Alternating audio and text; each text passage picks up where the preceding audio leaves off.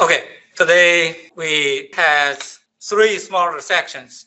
The first one, we log into the system to look at the file structure, where we are, and how it's coded. And then the next one is what they call lmod. lmod is a software that is manage the environment.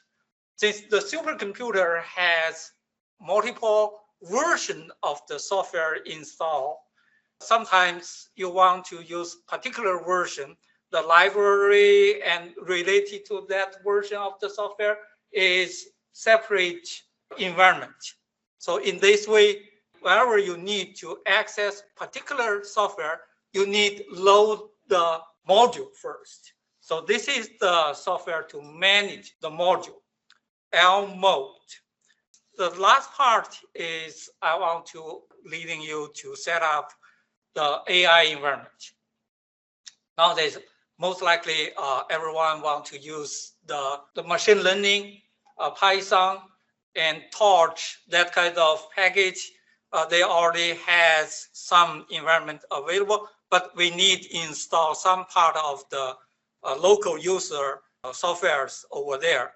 In case we do not have enough time, so I printed out the handout, very detailed instructions, screenshots. You can bring with you in case we cannot finish that part. Okay, the first one, access. The machine is in the UT Austin. We need to use the remote access. What we are using is SSH, secure shell. There are many client software to running SSH. I highly recommend use this one, mobile text term. This is one word, mobile X term. If you're using Mac at your office, you directly use the Mac terminal to remote access it. I think most of our students use the PuTTY. PuTTY has all the functionalities, but this one, I highly recommend use this one. This one is more powerful. There has a lot of tools, especially the X Windows server is built in. You do not need to separate install the X window. For example, if you're using the PuTTY, you have to use xmin to install in your local server, local machine, but this one does not need it. Okay, first step, let's go to over here. Let's everyone go over here, mobileXterm.mobatk.net. Download. Here has the free version. Portable edition. This one is, you do not need to admin privilege. You can install this one in any of the machine. So this portable is good for us to running on any of the machine. So let's open this zip file. You need to extract it. Just extract it into my download folder. So this is one. It's just a simple exe file. Open it. You can select white or dark. I always want to use the dark. We can create a session. Click the session button. Use SSH. The server we called step3.tacc.utexas.edu. In this case, I put my username and then click OK. You see, they already connected. You accept for the key. I type in my password, and then you need Duro token code. Here, do you want to save password? I always do not save it. Okay, repeat. Wherever you need to set up new session, click the session button, click SSH, give the name, and then put your username. Click OK. You see, you can open several sections. You see the different sections. Everyone get in? You get in? Here, I can simultaneously open several shell windows. This software, why I like it is, you see, X server is built in.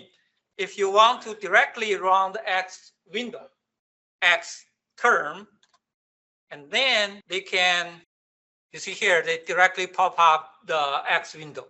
If the party does not have this function, you have to install the separate X server. So this is one good part. Another one, if you are not really familiar with the Unix command, VI, whatever, and you can directly open the file, use the graphic interface to edit your file. For example, this is my home directory. I already have some files over there. If I double click one file, you see here, they open a text editor. So you can use this graphic interface editor directly access your file within that remote server. Okay, this is the one I highly recommend. Use this one. This is SSH. We are in the system. Here, what I want to practice is this one. Whenever you log in, PWD, you know this is your home directory. You see here, home 1, probably it's our project name, some code, and then they put different group of the users and your name, your username there. If you type CDW, this is aliens. CDW, you are going to jump into the work directory, CDW, and then you type PWD. You see here is going to be the working directory, PWD, and then you will see this is your working directory. Working directory, you has 1 terabyte space. For example, let's list it. I only have the one file. If I cd ... and then I go one upper level of the directory, you will see here the working directory. I actually has all the supercomputer working directory is in the one location. You see, if I want to get into Lone Star 6, you see here, Lone Star 6 is one supercomputer. You have home directory there. The Steffi 3, you have your home directory in over here. And then from the working directory, you can moving file between the supercomputers. Okay, that is something you probably want to know. If you type cd, you are going to go back to your home directory. Let's look at the initially, whenever you log in, you will see here they show you home directory. In the home, you have 15. Basically, it's a 14 gigabyte space. And then working directory, you have 1 terabyte. The Scratch, it does not have limitation. You can save a very huge file wherever you upload your image or whatever, but that space they are going to purge, they are going to delete. You can just temporarily use. Okay, that is the working directory. Scratch is CDS. I'm not going to show that one. So basically, you know, CD, CDW, CDS, and CDY. CDY is your, you see, CDY is work 2, and then your username. This is, okay, this is the same place in your working directory. So you can moving around the file, and also this stockyard is actually shared for one project. If I create a Lamar shared folder there, I gave the Lamar, every user in our project is has the same Unix work group. So we has, you see here, if I set it up, our work group, this is all our the same number, you will see. And then if you copy the file into Lamar shared, and then everyone can go over there to download or upload. We are shared. The work yard, if I remember correctly, it's about 5 terabyte space for our project, for our lemma. Okay, that is our basic file structure. And here I would like you to try, if you want to know how much data space you are already use the du command space -sh. They will show you how much you are used space. In my case, right now, I'm used 16K. Let's go back to my home directory. They are going to look at, oh, wherever you type the command, you cannot remember the whole command. You use the tab. You use the tab, they are going to automatically finish whatever they guess you may looking for the command. Okay, another one, last time we already introduced the lemma has 2 computing system, 3 storage, 1 is data, another one is archive, and the archive is what we call range. The archive has environment variable. So if we type echo $size archive, archiver, that is a range. That is a range. They already put environment variable. You do not need to type the whole. So in that way, archiver, that is the host name, range.tag. The another environment variable is archive. That is under your name. If you want to copy a file from your home directory to the range, you do not need to write the full server name. You just copy -r for all the directory internet, and then the file name go to the environment variable $archiver, and then archive. So they are going to copy your file into the range. Okay, that is something probably, but most of the time we does not really need to archive. So we just use their computing power. The third one is, you see right now, let me go to my home directory. If I cd / means the root, I want to look at the whole file structure in the STEPI. I cd / I will see that is the root file structure in the STEPI.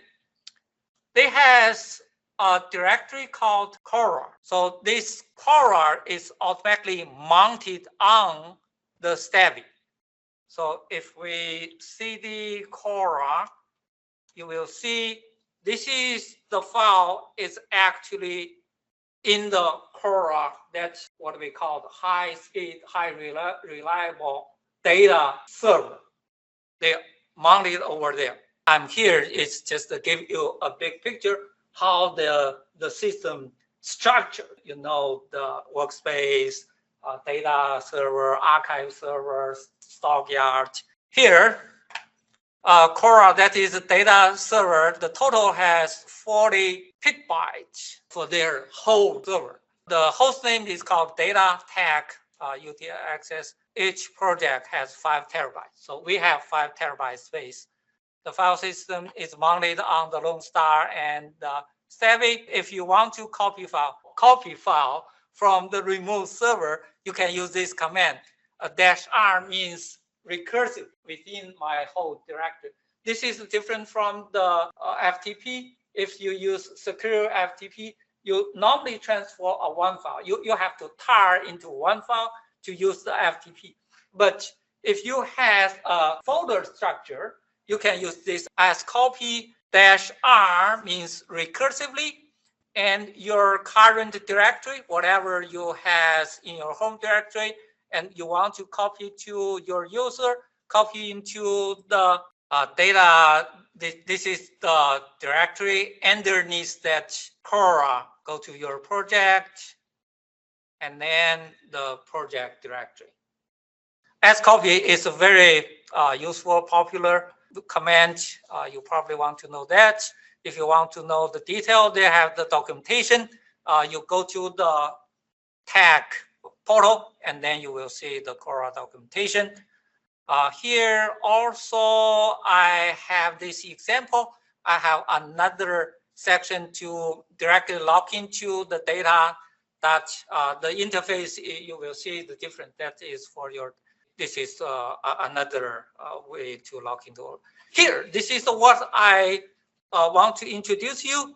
If you have big data you want to upload to the supercomputer, you want to use the graphic interface, easy to drag and drop. Here, he recommends use this CyberDuck. I did not try this one, but they give you the download address. Is graphic interface. You can drag and drop to remotely upload. If you have really huge file, there is another way. They can simultaneously open multiple SFTP simultaneously to run upload. If you disconnect it in the between, they still save where you saved it. Then next time they continue to upload. But this one is secure. And also it's authentication by the university. The range, we already talking about that one. Remove data transfer. Here I have an example as copy file tar, and then you can give the parameter, the environment variable, and then give the where the directory. They can copy your file into the range. Okay, tar. I'm assuming you already know this command. Tar means to zip a file. The do is used for you to check how much space you already used. The environment variable, we are going to get into here later on. From here, you will see whenever you log in, you see the bash. The default shell is bash. The .bash rc that is hiding automatically execute the environment variable file. This one we want to, sometimes we need to modify that. I'm going to skip that one. This is the example. When we jump into the AI environment setting, we need to set up this one. Okay, that is in your path. I probably going to show you echo $path. This is the environment variable is already set where the path. lmod, that software is help you to link your current path. They can dynamically add into your path or remove some parameter from your path. That is especially useful for the supercomputer. Okay, the share file, I already set it up. Llama shared in the stockyard. Later on, we can try if we can use that stockyard to share. Okay, this is the first part of our slides. And the second section, we want to introduce lmod, set up environment variable on the supercomputer. lmod is dynamically change the user's environment. This is a particular useful for the supercomputer. Okay, this is different from your normal home computer. So wherever you do, the first step, you have to set it up in your environment. So the system know which software you want to use. It has multiple versions of the software, and then you can add remote directory from the path. You do not need to manually to do yourself. You just use the mode. Okay, let's try. Let's play around. First, let's see. I'm in my home directory. Okay, let's first try this command, module list. Module list. This is the default. Wherever you log in, you want to see what is your current module, what software you can use at this moment. You probably is different from mine since I set it up the AI Python already myself. You may only has, I believe, the here. Maybe go to 6. That is my. And then you want to know what kind of software is available for me. So you can use module available, AVAI, AVAIL. This is all available modules. That means all available software you can run from this supercomputer. Probably something you familiar with, whatever you use. GCC, you see here, GCC compiler, Intel compiler, lmod, MATLAB. You see here, MATLAB. Okay, they only has the one version, MATLAB 23.b, mathematics. Essence, I know engineer, you use the Essence. Yes, here, Essence, that is 24. That's pretty new version. Okay, this is available.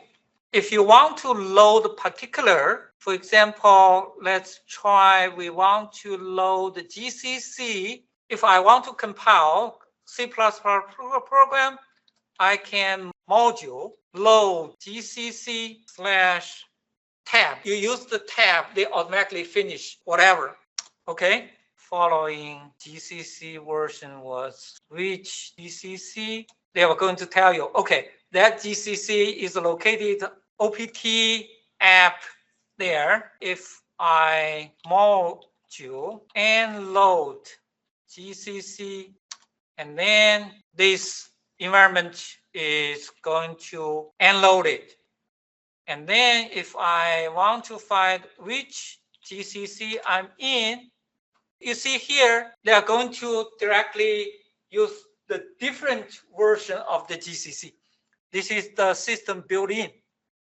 This is some additional. There are many commands. You can use Spider to list all modules, even those not available, to load. They can find module containing the Python.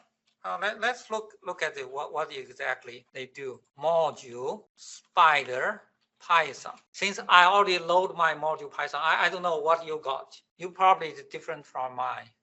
They gave you more description. What is the Python the version, and some more description information. Okay, we just play around. Here has you can module save to same collection of the module as a personal default. For example, if you always use the Python 3.9 and then you want to save it next time wherever you SSH log in, and then you automatically have your module loaded. This is command you can save, and you can reset to the system default.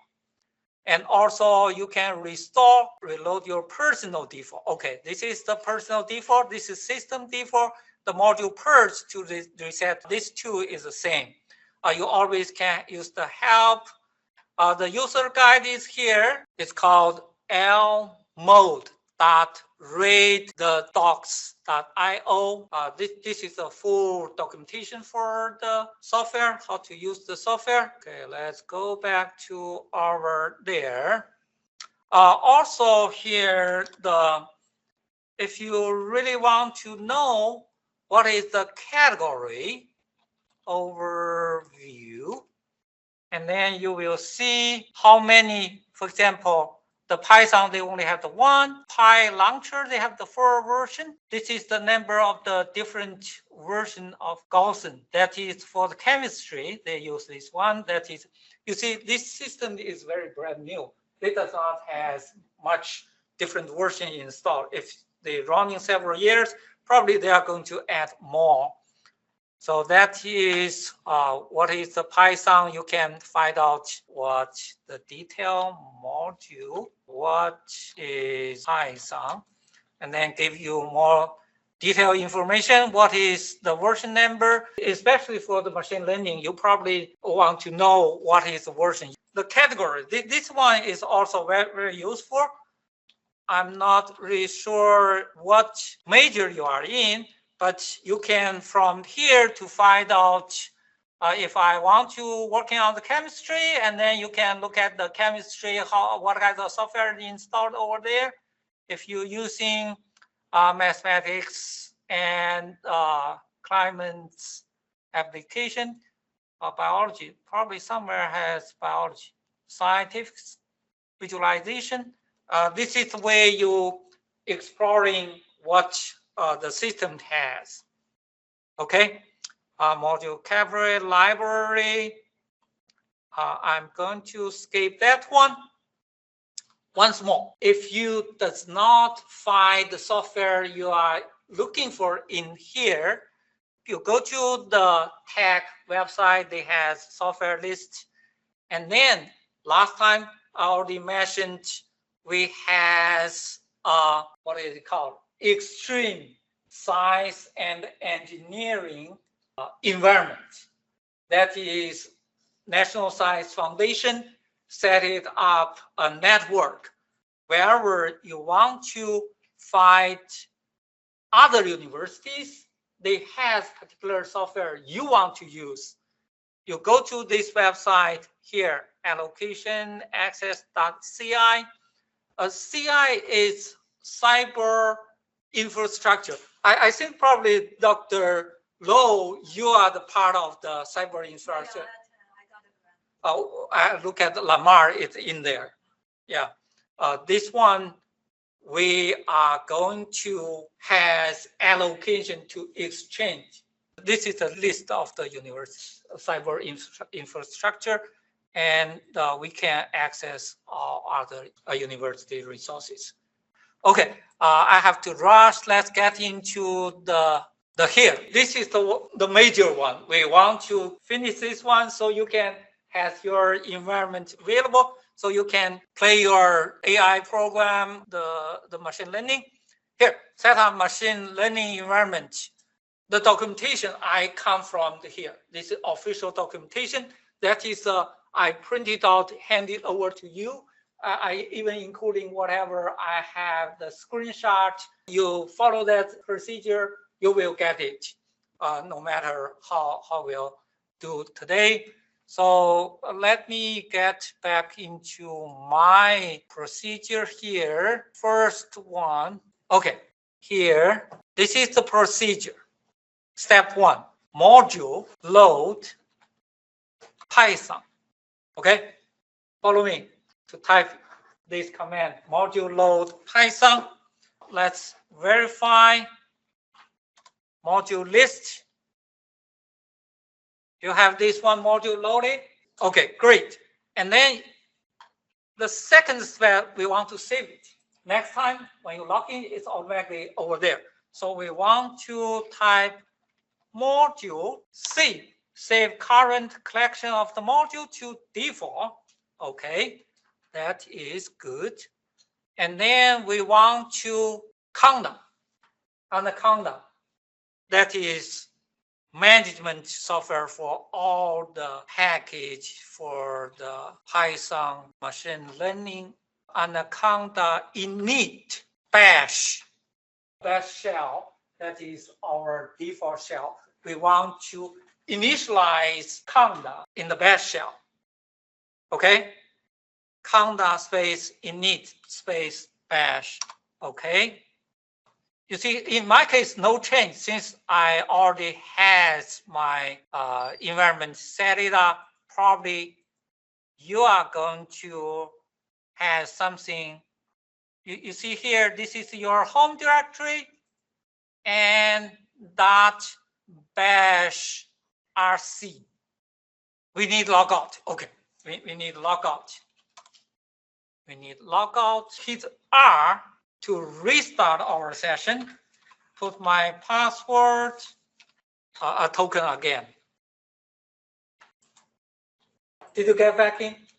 Okay, you got it. We log back in, and then we need conda active PyTorch. You see, after you active, in front of over here has PyTorch. That is the same as we run the anaconda in the Windows machine. Whenever we active, environment, they show you, okay, you are right now in the PyTorch. And then we have to, do we need to load Python again? I think we already had Python. Module list. We already had Python. So we do not need to do this one. We already have. Make sure after you log back in, you have this when you do the module list. Okay. Yeah, after you saved it, you do not need to do that. And here, this is the critical section. We need to modify the .bash. Let's go here. We already did that one. We need edit. Let's see where ls space dash al, you will see all this hidden file. The bash rc front has a dot. That dot means this is hidden file. If you only list file, that hidden file does not list. The good part is we can use this editor, directly edit it. You see here, .bash rc. You see here, they even had flow pop-up. We double-click this .bash rc. We can open the remote file from your local with graphic interface. Let's look at here. What do they want to do? They log into the step 3, edit this .bash rc, add the following line to the section 1 portion of the file to update your path environment variable. This is export path equal to $path. Where it is section 1? Let's scroll down section. You see here, this is section 2. Where the section 1? Here, section 1. Section 1, a little bit down over there. You see it says place environment variable, including path here. This is their existing one. I really don't want to delete anything in case I made mistake. So I to comment out, and then also I put some comments to tell. Okay, the following line is Mr. Frank Song at the following line on September 5th, 2024. This is the line. This is the one line I added over here. This line is come from our instruction. Export space capital path equal $path colon $home. Home is your home, your particular environment variable. Different users are going to have this variable to tell, and slash dot local bin. Okay, dot local. Dot local means there is a hidden directory because they put dot in front. So in your home directory, there is a hidden directory called the local, and within that local, you actually install some software in your local. Slash bin, that is executable directory. Every executable file is over there. Did you put this line over here yet? Yes. Okay, and then you save it. Make sure you save it. For the good practice, most of the time, whenever you want to modify a file, the better to make copy first. Especially system file, I always copy the file into another name called original or called backup, whatever, and then you modify. But here, we directly modify this file. Even in that case, we know we only modify this one line, and then you save it. Save it, verify purpose, you go to end of the file, you will see here, the last section, conda initialize. This is the section is come from the previously you run conda init bash. That is command, write this section into your bash rc.file. And then we go ahead to close that one. Let's see, we are in our home directory, ls space dash al. So you will see all file, including that hidden file. Let's verify it, go to cd.local. you type LO and then use the tab to automatically finish your command. We go over here to verify it. So we are in the .local file, and then we ls. You see the bin directory is over here. And then you get into the bin, you will see the Python. You see the Jupyter Notebook. That's probably we are going to use. Jupyter kernel, IPython. That is for the graphic interface, Jupyter Notebook. So we verified over there. So we get back to our home directory. We are in here. And then next step, this one we are going to install notebook. So pipe, or someone called pip. Install space -- user, that means install current user home directory. Okay, the pipe install space -- user. Wherever in the future you want to install anything, you need to remember put -- user. In that way, system knows, okay, install into your home directory. And space notebook equal 2 equals 6.0.3. Since this is a new system, their documentation is match the current version. So I just follow this instruction. Maybe notebook has different version. For the safe side, we only use this. Okay, hit enter. You see, in my case, they told me says you already satisfied, you already installed. So I did install. Probably take a little bit while they download and install it. Anyway, anyone already done? No, not yet, still running. Anyone, have you done yet? After you put that .bash.rc file, you probably need to log out, log back in to activate the export path. So another way is type source.bash.rc. What is next? Okay, that's it. And then we can try to use our Jupyter Notebook tap.tacc.utex's TACC analysis portal. Did you get this page? Yes. Okay, go ahead to log in your username, password, also new token.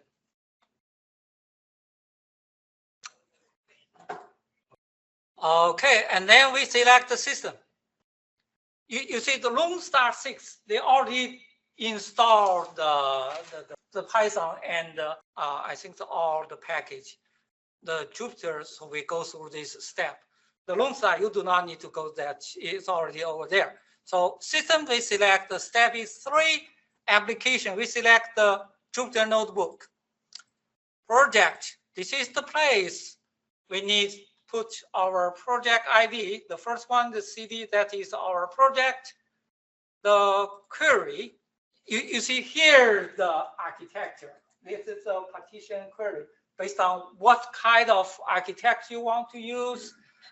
The PVC, that is the Intel GPU installed. We are going to use that one. But actually right now, we only can use CPU. The GPU, they does not figure out. How many nodes you want? We are use just one is give name, some project. Time limits. The limit is 2 hours. You may want to 10 minutes, whatever. Reservation name. I really don't need that one. Remove desktop. We do not need that one. You see here, you can see Lone Star is 100%.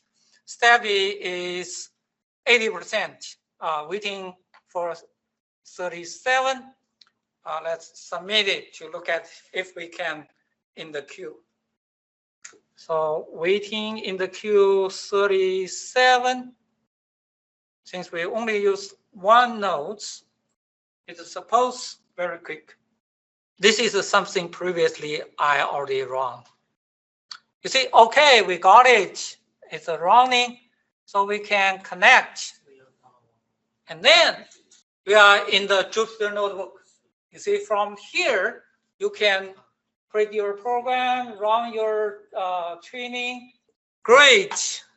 Before we finish this one, I would like to, you see, I even tested my program.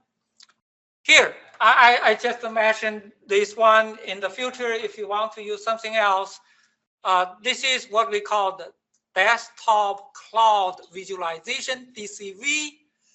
The same thing. Usually we select the Jupyter Notebook. If you want to remove desktop cloud visualization, submit, and then you get the desktop, remove desktop.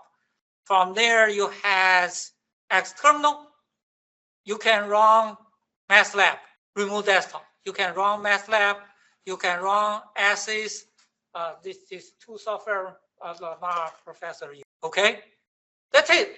Thank you very much.